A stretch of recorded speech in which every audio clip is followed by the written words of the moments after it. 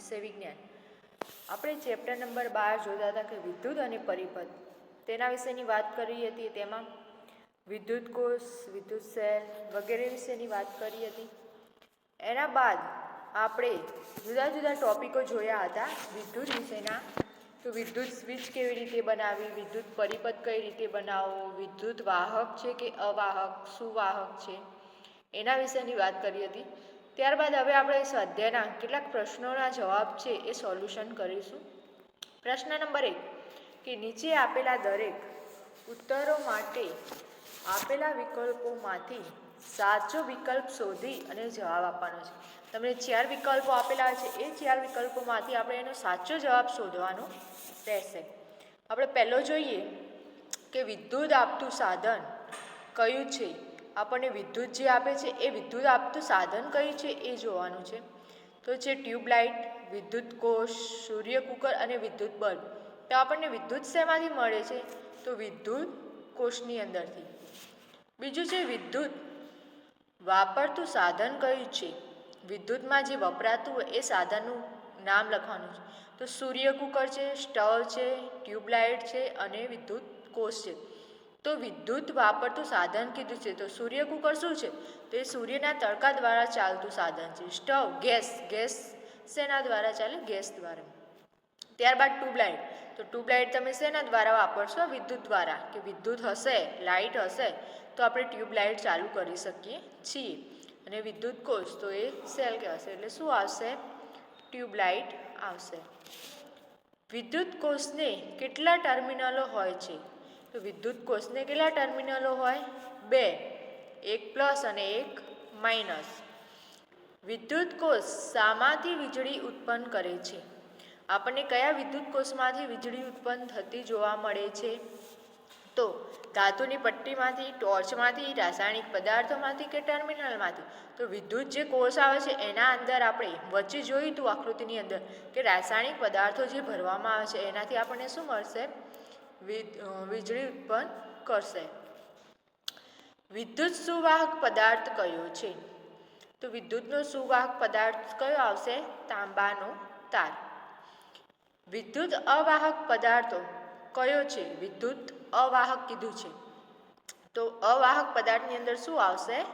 કાચ. સ્વિચ અને ઇલેક્ટ્રિક પ્લગમાં ઉપરના ભાગ જેને આપણે સ્પર્શ કરીએ છીએ તે શાનો બનેલો હોય? જે ઉપરનો ભાગ હોય છે પ્લગનો એ શાનો બનેલો હોય છે? તો વિદ્યુત સુવાહક પદાર્થોનો, વિદ્યુત અર્ધવાહક પદાર્થોનો, વિદ્યુત અવાહક પદાર્થોનો કે ધાતુઓનો. તો શું આવશે? વિદ્યુત અવાહક પદાર્થોનો. હવે આપણે જોઈએ આગળ 8મું. થર્મોકોલ કેવો પદાર્થ છે? થર્મોકોલ કેવો પદાર્થ કહેવાશે? તો વિદ્યુત અવાહક પદાર્થ કહેવાશે. કે થર્મોકોલ જે છે એ કેવો પદાર્થ કહેવાશે? વિદ્યુત અવાહક પદાર્થ કહેવામાં આવે છે.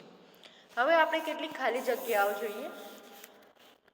એમાં પ્રશ્ન 2 ખાલી જગ્યાઓ પૂરો.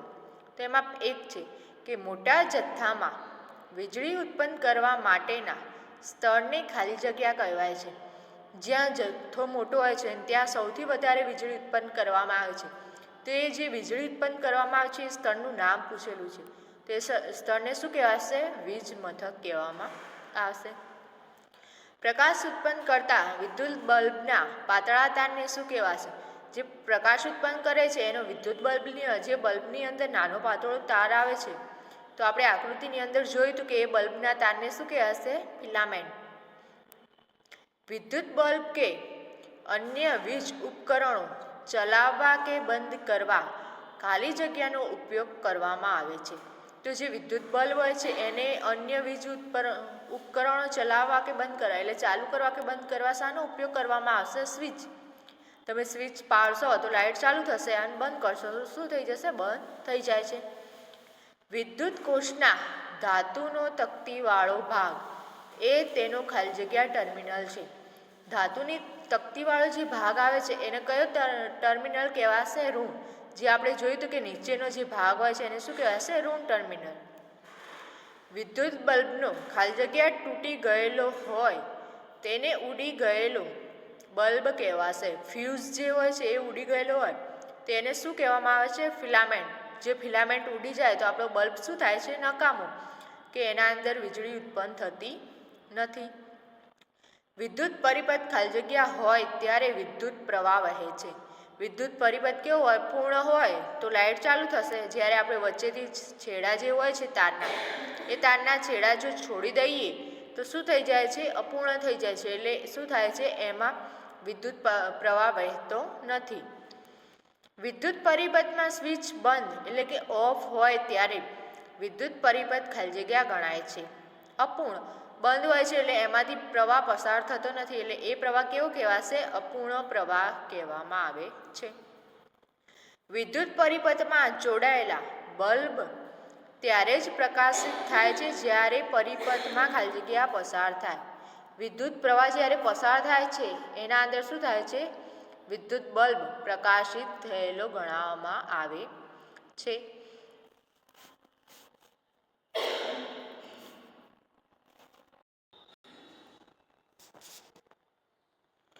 પ્રશ્ન 3. નીચેના પ્રશ્નોના ઉત્તર એક માત્રામાં આપવાનો છે, કે ઉત્તર એક શબ્દમાં આપણે એનો ઉત્તર આપવાનો રહેશે. એમાં એક, ટોર્ચના બલ્બને શામાંથી વીજળી મળે છે? જે ટોર્ચનો બલ્બ આવેલો હોય છે એને વીજળી મળે છે, એ વીજળી આપણને શામાંથી મળે છે? તો વિદ્યુત કોષમાંથી મળે છે. વિદ્યુત કોષના ધાતુની કેપવાળો ભાગ કયો ટર્મિનલ કહેવાશે? તો ધાતુની જે કોષ હોય એ કોષ હોય છે વિદ્યુત કોષ. એ વિદ્યુત કોષની અંદર ધાતુનો જે કેપવાળો એટલે કે સૌથી ઉપરનો જે ભાગ હોય છે એને શું કહેવાય? ધન ટર્મિનલ, અથવા તો પ્લસનું જે ચિહ્ન કરીએ છીએ એને શું કહેવાશે? ધન ટર્મિનલ કહેવામાં આવે છે. વિદ્યુત કોષના ઋણ ટર્મિનલ કયો છે? કે વિદ્યુત જે કોષ આપણે જે સેલ કહીએ છીએ એ સેલની અંદર ઋણ ટર્મિનલ હોય છે, એ કયો આવશે? તો ધાતુની તકતીવાળો ટર્મિનલ આવેલો હોય છે. વિદ્યુત પ્રવાહ વહેવાના માર્ગને શું કહેવામાં આવે છે? તો વિદ્યુત પ્રવાહ જે વહેતો હોય પ્લસથી માઇનસ તરફ, એ વહેતા પ્રવાહને શું કહેવાશે? વિદ્યુત પરિપથ કહેવામાં આવે છે. ટોર્ચ ચાલુ કરતા તેના બલ્બનો કયો ભાગ પ્રકાશિત થાય છે? આપણે જે ટોર્ચ ચાલુ કરીએ છીએ એના અંદર જે બલ્બ આવેલો છે એ બલ્બની અંદર પતલા તારવાળો જે ભાગ આવેલો હોય છે એ ભાગ શું થશે? પ્રકાશિત થશે. એટલે એ ભાગને શું કહેવાશે? ફિલામેન્ટલ કહેવામાં આવે છે. વિદ્યુત પરિપથમાં વિદ્યુત પ્રવાહની કઈ દિશા તરફ હોય છે? વિદ્યુત પરિપથ જે બનાવીએ છીએ આપણે એ પરિપથની કઈ દિશા હોય છે? તો પ્લસથી માઇનસ તરફ, એટલે ધન ધ્રુવથી ઋણ ધ્રુવ તરફ હોય છે, અથવા તો ધન ટર્મિનલથી ઋણ ટર્મિનલ તરફનો માર્ગ આવેલો હોય છે. વિદ્યુત કોષના બે ટર્મિનલો વચ્ચે વિદ્યુત પ્રવાહના વહનના સઘળા માર્ગને શું કહેવામાં આવે છે? તો બે ટર્મિનલો વચ્ચે જે માર્ગ રચાય છે એ માર્ગને શું કહેવામાં આવે છે? તો વિદ્યુત પરિપથ પૂર્ણ થયો કહેવાય, કે આખો પરિપથ કમ્પ્લીટ પૂર્ણ થયેલો હોય છે. વિદ્યુત સુવાહક પદાર્થના બે નામ આપો. કે જે સુવાહક છે એમાંથી વિદ્યુત પ્રવાહ પસાર થાય છે, તો એલ્યુમિનિયમ અને ચાંદી. વિદ્યુત અવાહક પદાર્થના બે નામ આપો. તો વિદ્યુત અવાહક પદાર્થ કે એમાંથી પ્રવાહ પસાર થતો નથી, તો શું છે? રબર અને ચામડું. 10મું, કઈ બે ધાતુ વિદ્યુતની શ્રેષ્ઠ સુવાહક કહેવાશે? કે શ્રેષ્ઠ ધાતુ તરીકે ઓળખવામાં આવે છે, તો શું આવશે? ચાંદી અને તાંબુ. તો આપણે જે આ પ્રશ્નો જોયા એ પ્રશ્નો તમારે શું કરવાના છે? તૈયાર કરવાના રહેશે. હવે આગળ જોઈએ કે પ્રશ્ન 5, નીચેના પ્રશ્નોના એક વાક્યમાં ઉત્તર આપો. પેલું કેવું હતું? એક શબ્દની અંદર. આ શું કરવાનો છે? એનો વાક્યની અંદર ઉત્તર આપવાનો રહેશે. વિદ્યુત કોષનો ઉપયોગ શામાં થાય છે? આપણે જે વિદ્યુત કોષ વાપરીએ છીએ એટલે કે સેલ જે વાપરીએ છીએ એ સેલનો ઉપયોગ આપણે શામાં કરીએ છીએ? તો વિદ્યુત કોષનો ઉપયોગ વિદ્યુત સ્ત્રોત તરીકે, રેડિયોમાં, ઘડિયાળ છે, કેમેરા છે, ટોર્ચ છે, રિમોટ, ગેસ ગીઝર, તો કેટલાક રમકડાઓ ટોયઝ જે આવે છે રમકડાઓ, તો એ રમકડાની અંદર પણ આપણે શું કરીએ છીએ? આનો ઉપયોગ કરતા હોઈએ છીએ. નંબર 2, વિદ્યુત કોષને કેટલા ટર્મિનલ ધ્રુવો હોય છે અને કયા કયા? ટર્મિનલ ધ્રુવો એટલે કે જે સેલ આવેલો હોય છે એ સેલને કેટલા ટર્મિનલ ધ્રુવ હોય છે? 2. કહીએ તો ધન ટર્મિનલ અને ઋણ ટર્મિનલ. પ્લસનું ચિહ્ન હોય અથવા માઇનસનું ચિહ્ન. એ બંને ધન ટર્મિનલનું ચિહ્ન શું આવશે પ્લસ, જ્યારે ઋણ ટર્મિનલનું ચિહ્ન આવશે માઇનસ, અથવા તમે ઋણ ધ્રુવ અથવા તો ધન ધ્રુવ પણ કહી શકો છો. વિદ્યુત કોષ ક્યારે વીજળી આપતો બંધ થઈ જાય છે? વિદ્યુત કોષ એટલે કે સેલ જે છે એ સેલ આપણે વીજળી આપતો ક્યારે બંધ થઈ જશે? તો વિદ્યુત કોષમાં રહેલા રાસાયણિક વપરાઈ જાય છે, એટલે જે અંદર રસાયણ ભરવામાં આવે છે એ રાસાયણ વપરાઈ જાય છે એટલે શું થઈ જશે? વિદ્યુત કોષ વિદ્યુત આપતો બંધ થઈ જાય છે. બલ્બમાં ફિલામેન્ટનું કાર્ય શું છે? તો બલ્બની અંદર જે પતલો તાર આવે છે એ તારનું કાર્ય શું છે એમ કીધું છે. તો બલ્બમાં વિદ્યુત પ્રવાહ પસાર થાય છે ત્યારે ફિલામેન્ટને લાલચોળ ગરમ કરે છે. આથી તે ફિલામેન્ટ શું થઈ જાય છે? પ્રકાશિત થઈ જાય છે. એટલે કે જે ગોળો હોય છે એ શું થાય? ગોળો પ્રકાશિત થાય છે, એટલે એના લીધે શું થાય છે? પ્રકાશ આપણને મળે છે. એટલે કે ટ્યુબલાઇટ છે, બલ્બ છે, એ શું થઈ જાય છે? આપણને પ્રકાશ આપતો દેખાય છે. વિદ્યુત કોષનો સિદ્ધાંત શું છે? તો વિદ્યુત કોષ જે હતો એનો સિદ્ધાંત શું છે? તો રાસાયણિક ઉર્જાનું વિદ્યુત ઉર્જામાં રૂપાંતર કરે. જે રાસાયણિક ઉર્જા હોય છે એ રાસાયણિક ઉર્જાનું શું કરશે? રૂપાંતર કરીને વિદ્યુત ઉર્જાની અંદર રૂપાંતર કરે છે. વિદ્યુત વપરાતા 4 સાધનોના નામ આપો. તો વિદ્યુતની અંદર એટલે કે વીજળી વપરાતી હોય એવા તમે સાધનોના નામ આપો. તો એ જુદા જુદા તમે કેટલાય સાધનોના નામ લખી શકો છો. ટ્યુબલાઇટ છે, વિદ્યુત ગોળો છે, વિદ્યુત પંખો, ટીવી, એસી, ઘરઘંટી વગેરે સાધનો છે એ શું કરશે? એના અંદર વિદ્યુત વપરાય છે.